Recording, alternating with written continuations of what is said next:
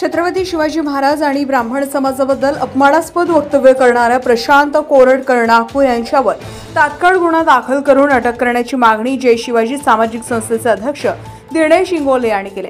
त्यांनी या संदर्भात राज्य सरकार, गृह विभाग आणि पोलीस प्रशासनाला पत्र पाठवलंय। दिनेश इंगोले यांनी आपल्या पत्रात नमूद केलंय की प्रशांत कोरटकर यांनी छत्रपती शिवाजी महाराज व ब्राह्मण समाजाबद्दल अत्यंत अपमानास्पद आणि धमकी देणारा ऑडिओ कॉल रेकॉर्ड करून सोशल मीडियावर व्हायरल केलाय।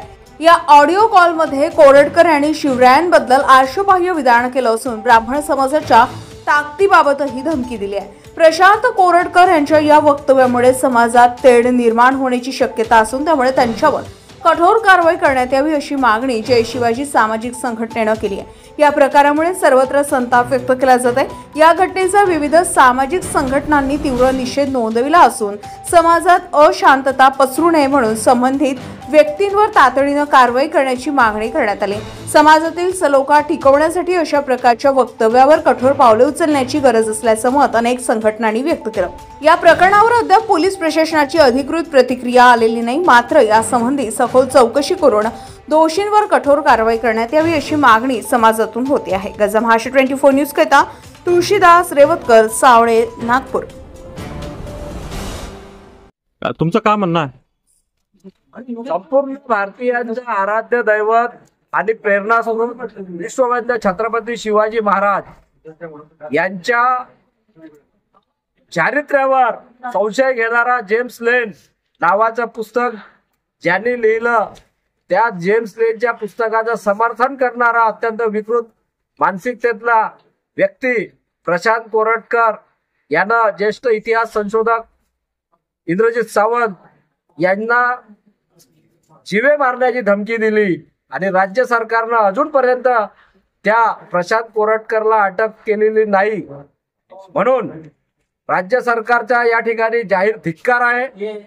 या महाराष्ट्राच्या आणि संपूर्ण भारतीयांची अस्मिता छत्रपती शिवाजी महाराज आहे आणि त्या अस्मितेवर घाला घालण्याचं काम या प्रशांत कोरटकर नावाच्या माणसानं केलेलं आहे। याचं म्हणणं आहे का आमचं ब्राह्मणांचं सरकार आहे आणि या ब्राह्मणांच्या सरकारमध्ये ब्राह्मणांच्या मुख्यमंत्र्याच्या हातात तुम्हाला आता इथून इकडे काम करावं लागेल।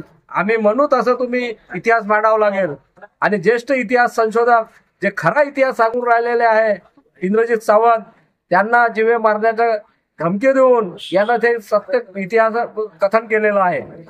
म्हणून हे पुराव्यानिशी या ठिकाणी रेकॉर्ड लाईव्ह आहे आणि अशा पद्धतीनं जर या महाराष्ट्रामध्ये हा आरोपी मोकाट घुमत असेल तर या महाराष्ट्रामध्ये येणारं वातावरण पेटल्याशिवाय राहणार नाही आणि ही मनोवृत्ती ठेचून काढल्याशिवाय तमाम बहुजन समाज आता रस्त्यावर आल्याशिवाय राहणार नाही। हे संभाजी ब्रिगेडच्या वतीनं आणि जय शिवाजी सामाजिक संस्थेच्या वतीनं निवेदन देण्यासाठी आम्ही आज या ठिकाणी आलो। शासनाने इंद्रजित सावंत यांना सुरक्षा द्यायला पाहिजे होती, परंतु प्रशांत कोरटकरला सुरक्षा दिली आहे, याबद्दल तुमचं काय मत आहे? हे सरकारनं कृती करून जे प्रशांत कोरटकर जो बोललेला आहे की सरकार आमचं आहे म्हणून ते प्रशांत कोरटकरला सुरक्षा देऊन सरकारने दाखवलेलं आहे की सरकार त्यांचं आहे। म्हणून हे सरकार बहुजनांचं नाही आहे हे या ठिकाणी सिद्ध झालेलं आहे।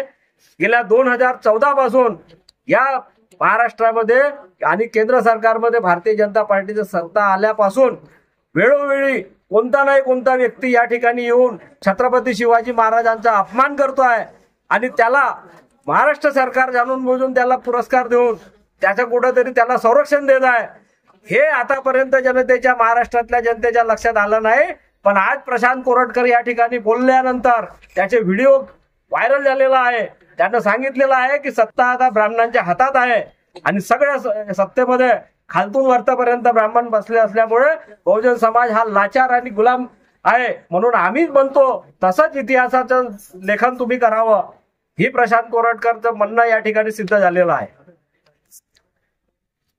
तुम्ही संपादक आहे एका पेपरचे, तुमचं काय मत आहे? ब्राह्मणांचं एक खास वैशिष्ट्य आहे की कोणत्याही गोष्टीचं विकृतीकरण कसं करावं। गेल्या स्वातंत्र्योत्तर 77 वर्षात आजपर्यंत त्याच्यावर कारवाई कधीच आल्या नाही।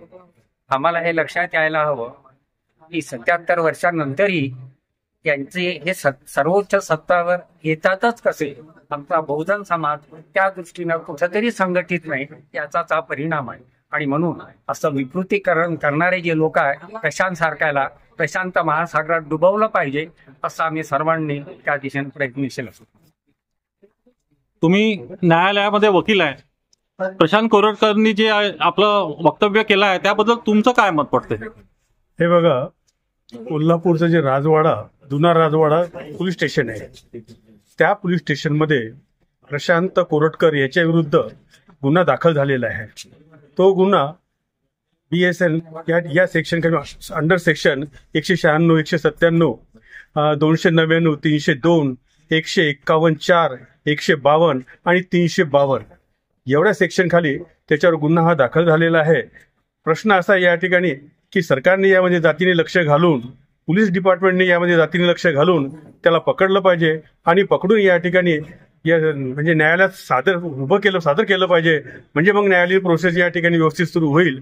पण जोपर्यंत सरकारची इच्छाशक्ती या ठिकाणी काम करत नाही, तोपर्यंत या ठिकाणी हे अशा प्रकारचे गुन्हेगार असतात हे समाजामध्ये या ठिकाणी पसरताना दिसतील. तर लवकरात लवकर पकडलं नाही तर अतिशय चुकीचा संदेश ज्याला म्हणता येईल तो या ठिकाणी समाजामध्ये चालला जाईल, देशामध्ये चालला जाईल. असं व्हायला नको. भारतातले लॉ अँड ऑर्डर हे व्यवस्थित ठेवणे हे जसं या ठिकाणी पोलीस डिपार्टमेंटचं काम आहे, तसं गव्हर्नमेंटचंही काम आहे. तेव्हा या दोन्ही डिपार्टमेंट म्हणजे गव्हर्नमेंट आणि पोलीस डिपार्टमेंट यांनी यामध्ये जातीने लक्ष घालून त्याला पकडून या ठिकाणी कोर्टात हजर करणे हे त्यांचं आद्य कर्तव्य ते त्यांनी पूर्ण केलं पाहिजे. हे केल्याशिवाय या ठिकाणी आम्ही सगळे लोक किंवा जनता या ठिकाणी स्वस्थ बसणार नाही, असंच मला या ठिकाणी थोडं म्हणायचं आहे. धन्यवाद सर. ताज्या घडामोडी आणि बातम्या जाणून घेण्यासाठी गरजा महाराष्ट्र 24 न्यूज या आपल्या YouTube चॅनलला सबस्क्राईब करा आणि बेल आयकॉन दाबायला विसरू नका, जेणेकरून आपला व्हिडिओ आल्याची ताजी खबर तुम्हाला ताबडतोब मिळेल.